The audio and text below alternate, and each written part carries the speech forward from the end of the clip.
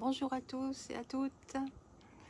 Aujourd'hui, j'aimerais vous parler d'un sujet qui fait beaucoup rêver, beaucoup parler aussi. C'est la manifestation de nos désirs. Vous avez certainement déjà entendu cette phrase « Nous attirons ce à quoi nous pensons ».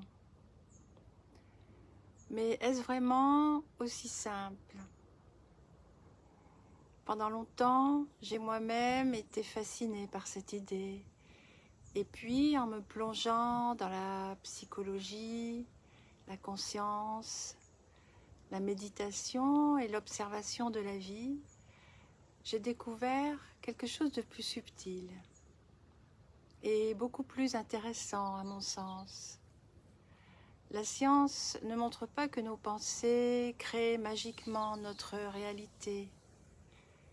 En revanche, elle montre que notre conscience, notre inconscient et nos comportements influencent profondément ce que nous vivons.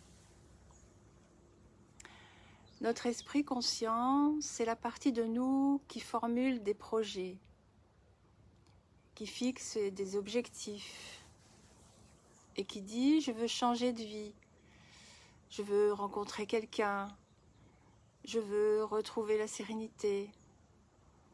Mais cette partie consciente ne représente qu'une partie de notre fonctionnement intérieur.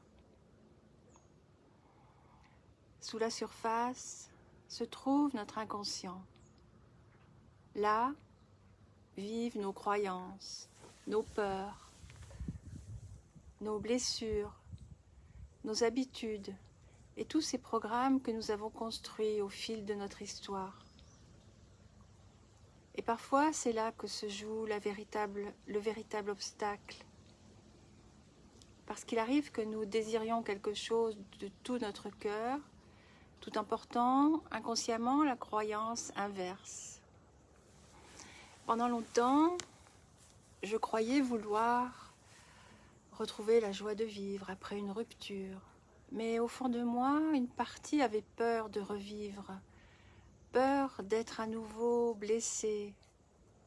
C'est lorsque j'ai commencé à écouter cette peur que les choses ont réellement changé.